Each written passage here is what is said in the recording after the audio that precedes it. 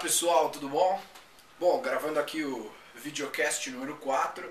Você deve estar se perguntando por que eu tô com essa máscara e esse casaco aqui. É porque previsão de 70% de chance de nevar essa semana aqui em Boulder. E muito provavelmente quero ver se eu aprendo a fazer snowboard, né? Talvez tentar um esqui aí. E eu passei no sábado, fui fazer snow shopping, comprei jaqueta, comprei o visor aqui e resolvi estrear ele aqui no calor do aquecimento de casa. Hoje está um dia ok, 10 graus, mas não vou ficar com esse negócio aqui durante o videocast todo. Na verdade, o assunto de hoje que eu quero conversar com vocês é o que faz alguém ser uma pessoa bem-sucedida. Existem elementos dentro do que essa pessoa percorre ao longo da vida que são comuns, e a ideia que eu decidi, na verdade, escrever falar com vocês aqui no videocast foi por conta desse livro aqui, o Outliers, do Malcolm Gladwell, né? Outliers, ele foi traduzido para o português como Fora de Série, e ele faz uma série de questionamentos. Quer dizer, existe um padrão no que é e o que não é sucesso entre as pessoas, e ele vai dando uma série de exemplos de, na verdade, como sim, existe um padrão pro sucesso. Mas primeiro eu queria dizer o que eu estou considerando aqui como a definição de sucesso, né, para vocês. Estou considerando o sucesso profissional.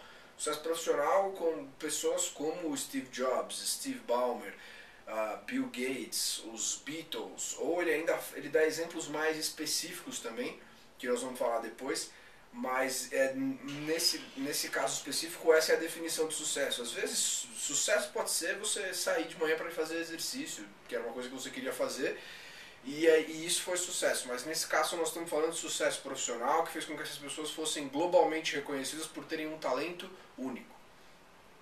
Então, basicamente ele fala desses exemplos, ele dá alguns exemplos mais específicos, como advogados judeus da década de 70, que se especializaram em um tipo de advocacia que as grandes firmas WASP anglo-saxãs não pegavam como trabalho. Ou os pilotos da Korean Airlines, que depois de uma série de acidentes acabaram se especializando como a empresa uma das companhias aéreas mais seguras do mundo. Eu acho que assim, se a gente pudesse começar, qual é o primeiro padrão do sucesso? E aí eu diria que seria que o que ele fala aqui também, eu concordo muito, que é trabalho, trabalho e trabalho. Mas quando ele diz trabalho, trabalho, trabalho, eu substituiria isso por paixão, paixão e paixão. Que na verdade é o quê? É você não ter a separação entre o teu trabalho e a tua diversão. Work e play são a mesma coisa. Você ir trabalhar soa como algo divertido, bacana e interessante para você fazer. E a mesma coisa, assim, o trabalho é uma diversão. Então você tem que amar, ter muita paixão por aquilo que você faz. Porque quando você for bem sucedido no trabalho, ter algum projeto, alguma coisa relacionada ao teu trabalho que vai e dar certo, você vai ficar pessoalmente satisfeito, né? Quando a gente fala daquilo que o Dan Pink fala muito de propósito. Então quando eu digo trabalho, é alguma coisa que seja grande o suficiente para te trazer algo a mais do que dinheiro, né? E eu acho assim, quem não assistiu o discurso do Steve Jobs para os estudantes de graduação de Stanford, eu acho que ele fez isso em 2005, 2006, ele fala muitas coisas legais, mas uma das coisas que ele fala que se aplica perfeitamente ao que eu estou querendo conversar agora com vocês é: se você ainda não encontrou a sua paixão, se você ainda não encontrou aquilo que faz com que você levante da cama de manhã e vá começar o teu dia mais animado, aquilo que realmente impulsiona a sua vida, continue procurando, porque enquanto você não encontrar aquilo, você não vai ter entendido qual que é o sentido da vida, entendeu? O que é aquilo que realmente impulsiona você a ser uma pessoa melhor. E esse é um padrão comum de todos os outliers, de todas essas pessoas fora de série que ele vai falando. Mas assim, os fatores externos também são muito importantes, né? Não foi só o fato do Steve Jobs ser um gênio e trabalhar duro, muito duro e ser uma pessoa extremamente persistente que fez dele o que ele é hoje. A mesma coisa o Bill Gates, a mesma coisa os Beatles. Todos eles também dependeram de fatores externos para que as suas histórias acontecessem, né? No caso do Steve Jobs, por exemplo, ele foi estagiário da HP. Até antes dele sair e desistir de Stanford, ele trabalhava na linha de produção de hardware. Então isso foi um fator chave para ele entender da maneira mais profunda possível como que a tecnologia era produzida, como que os computadores eram manufaturados, né? Trabalhou ali na linha de produção. O Bill Gates é a mesma coisa. Ele, na época que ele estava no colegial, ele tinha acesso a um mainframe, que são aqueles computadores gigantescos da década de 70, porque ele ia para uma high school que era muito rica e tudo mais, e ele tinha a possibilidade de ir lá treinar, programar, ir atrás, e se apaixonou por isso. Ele usava todo o tempo livre dele, inclusive dos colegas dele, para ter acesso a esse supercomputador, porque não era todo mundo que poderia ter acesso, ou quando você tinha acesso, você tinha um acesso ilimitado, para ir atrás disso. Então, assim, o ambiente que essas pessoas estavam inseridos é muito importante. Isso fez toda a diferença. Além de eles serem pessoas geniais, além de eles serem pessoas naturalmente talentosas, o lugar onde eles estavam, o momento da história que eles estavam, fez toda a diferença, né? Então, aí você pode se perguntar, né? Você fala, bom, isso é sorte, né? E eu, sinceramente, eu acredito que a sorte é um elemento muito importante para o sucesso, mas eu não acredito que a sorte sozinha faz acontecer. Você tem que criar a sua própria sorte. E o que é criar a sua própria sorte? Você tem que estar preparado para a hora que a sorte bater na sua porta. Porque muitas vezes chegam oportunidades das quais você vira e fala, não, isso é muito difícil, não, eu não vou conseguir fazer isso, eu não vou dar conta. E a verdade é que muitas vezes você também pode criar a oportunidade que você está querendo. Vou dar um exemplo que aconteceu comigo, por exemplo. Antes de eu me mudar para Boulder, eu sempre trabalhei com RP e marketing para empresas de tecnologia. E um dos lugares no Brasil onde você mais quer ser publicado, que é um dos veículos de mais respeito em relação a isso, é a revista Próxima. Então, eu trabalhava do outro lado do balcão, como um cara de PR que tentava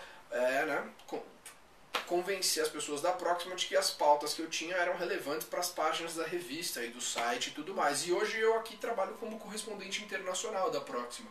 Mas a única coisa que me permitiu me trazer uma renda adicional e a possibilidade de ir aos eventos credenciados como imprensa e fazer uma série de outros projetos que em 2011 vocês vão ficar sabendo que nós estamos trabalhando aqui para a Próxima, foi o fato de que eu sinto que sim, criei a minha própria sorte. É claro que tive que mostrar que eu era um profissional competente, que estava a fim de fazer, fui atrás, persisti. As coisas não acontecem do nada, entendeu? As pessoas acham muitas vezes que o Facebook, ou o WordPress, ou qualquer outra startup tecnologia foi um sucesso do dia para a noite, e não foi. E é exatamente o que ele fala aqui no Outliers também. Ele não está falando não necessariamente do mundo de startups e tecnologia e tudo mais. Ele fala, por exemplo, dos Beatles. Antes dos Beatles virarem os Beatles, eles iam para Hamburgo, na Alemanha, e lá eles se colocaram num ambiente no qual eles precisavam tocar diariamente por 10, 12 horas seguidas. E eles foram para Hamburgo, se eu não me engano, 2 ou 3 vezes, e ficaram meses lá. Foi isso que fez deles uma banda altamente sincronizada. O Bill Gates conseguiu ter a visão de comprar o DOS e transformar o DOS no Windows porque ele tinha 10 anos de programação antes, que ele ficou trabalhando, indo atrás, construindo. A mesma coisa, uma pessoa que é muito famosa aqui na cena local, um dos sócios da Crispin Porter Boguski, que é o Alex Boguski, foi capa da Fast Company e tudo. Eu tive o prazer de conhecê-lo na quinta-feira passada. Nós estamos trabalhando, na verdade eu estou como voluntário num projeto dele, trabalhando com ele. E ele, a Fast Company também coloca como se o cara hoje, com 46 anos, eu acho, fosse um sucesso do dia para a noite. E ele vira e fala, não fui um sucesso do dia para a noite. Eu trabalhei 20 anos para chegar onde eu estou. Né? E a mesma coisa aconteceu com o Bill Gates, o Steve Jobs. Eles trabalharam consecutivamente muito tempo antes de conseguirem se tornar o que eles são. Basicamente, o Malcolm Gladwell diz que é uma regra. Se você vê em média violinistas geniais ou pessoas sensacionais da indústria de tecnologia, ou os Beatles, ou os advogados judeus, eles precisam de 10.000 horas de prática para dominar um determinado assunto. Então, basicamente, beleza, você encontrou a sua paixão, você foi atrás, criou a sua sorte, criou o momento, e você ainda vai precisar de 10.000 horas necessárias para dominar o assunto. Não existem sucessos do dia para a noite. Isso não existe. Não existe a loteria da startup ou a loteria do empreendedorismo. O que existe é muito suor, trabalho duro, persistência em cima de ideias das quais você é apaixonado, das quais você acredita, que são maiores do que dinheiro, uma casa legal, fama, status e tudo mais. É algo maior, que envolve propósito. E essas 10.000 horas necessárias para você dominar o assunto. É muita prática, é falhar rápido, é conseguir dominar especificamente aquilo, mas só domina com a prática, né? Somando os elementos de talento, genialidade e tudo mais. Mas o gênio, ele não é gênio porque naturalmente. A coisa realmente também teve que ser lapidada na mente da pessoa. Então seria mais ou menos o que? Paixão, 10.000 horas de trabalho, sorte e momentum. Aí eu queria, na verdade, finalizar falando assim exatamente com você que está no Brasil hoje. Entender que com ou sem Dilma, né, eu acho essa mulher nojenta, mas com ou sem Dilma, o Brasil está passando pelo melhor momento que ele poderia estar passando. Eu realmente sinto que ou é agora ou é agora. O Brasil está se tornando o país do presente, ao invés de se tornar o país do futuro. E nós vamos ter Jogos Olímpicos, nós vamos ter a Copa do Mundo. Muita coisa boa está acontecendo. E é exatamente aquela história, né? Onde passa boi, passa boiada. E a compra do Buscapé pela MH Naspers foi a primeira abertura para a gente ver como que o mercado brasileiro de empresas de tecnologia, de startups, está começando a crescer, né? E o ecossistema está se organizando cada vez mais, com iniciativas como o Startup Weekend, a aceleradora.net do Yuri, e assim por diante, uma série de blogs de empreendedorismo, o pessoal do Empreendemia, todo mundo, cada vez mais, uma série de lugares de coworking que estão surgindo em São Paulo. Toda semana agora praticamente parece ter um evento bacana do pessoal e tudo mais. Então o ecossistema, a gente ainda está muitos anos atrás de qualquer Vale do Silício e tudo mais. Isso não, ou aqui os Estados Unidos, muitos anos.